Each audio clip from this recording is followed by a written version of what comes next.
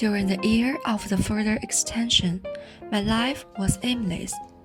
I was even very reluctant to go out, occasionally go downstairs to feed the cat and the family cat.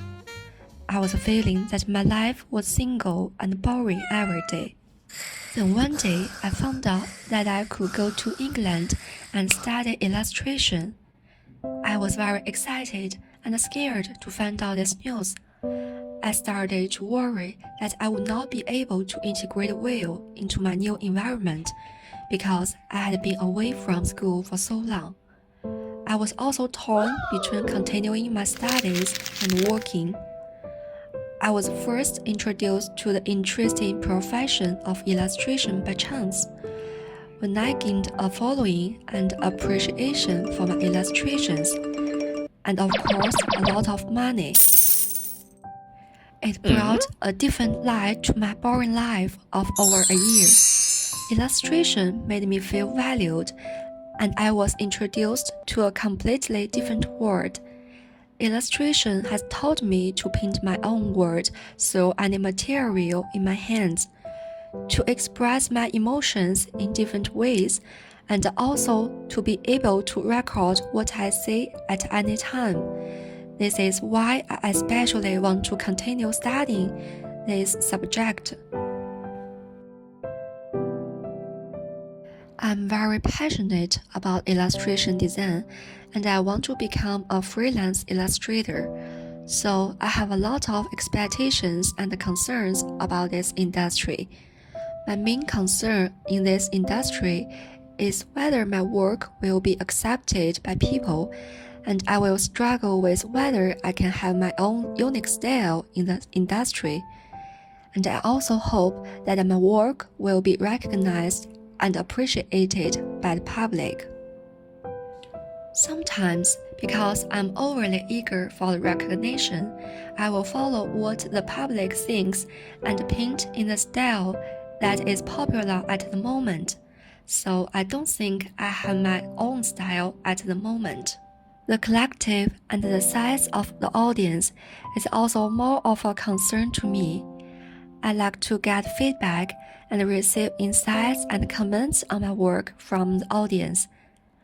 I look for useful suggestions from this feedback to refine my work and ensure that it is complete and finished. I don't think I have a very clear personal style yet, but this is something that I will continue to work on and research. It is through this process of exploration and creation that I have gradually become more determined in my choice of illustration. It was only after arriving in the UK that I realized that my journey had just begun. My life was not just about book learning. Every part of this country has filled me with wonder and newness. From the surprise of seeing the London Eye and Big Ben to hitting different city buildings every holiday. It was in the UK that I began to fall in love with traveling, watching the sunset on the Seven Sisters in Brighton, exploring the mysteries of Edinburgh's ancient castle buildings, eating seafood in Bristol's harbour. Each view kept me looking forward to the next trip, all of which are making me love this country of romance more and more. The most frequent place I visited in London was a British museum. I sketch in the museum every time. The British Museum has a more visual and concrete knowledge of the history of countries brought to life by detailed books. The phantom of the opera fascinates me with the charm of the stage and the infectious energy of the actors. The stage props were exquisite, and the actors were perfectly coordinated. It was the first time I saw a real musical and the beginning of my love for musical theater.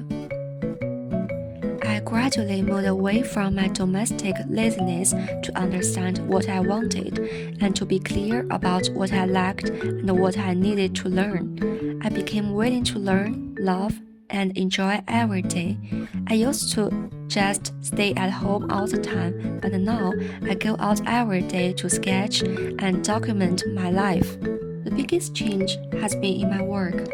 My work has changed from being dark, obscure, and abstract with a logical sense of storytelling to being lovely and bright. My characterization has become more dynamic and interesting, and my thinking about the storybook has become logical and clear, and I have become willing to try to learn new things and skills. For example, I'm working on a project this term on the theme of emotional drain. The style I ended up choosing was comics. I started out with animation, but the project was too complicated and I couldn't give up.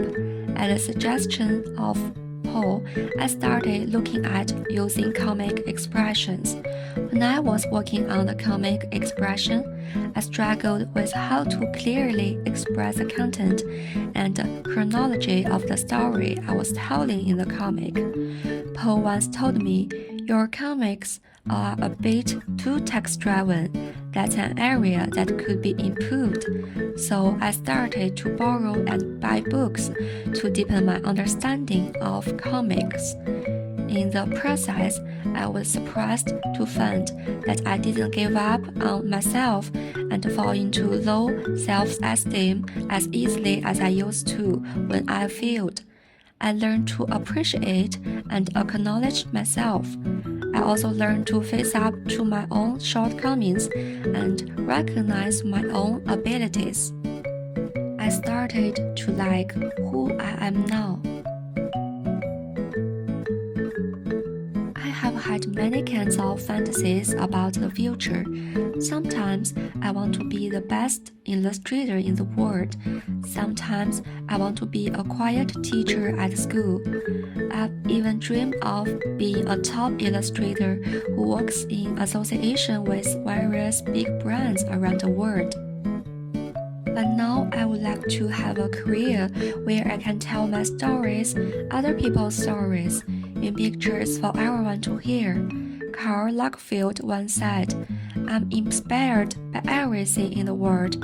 There's only one thing, open your eyes."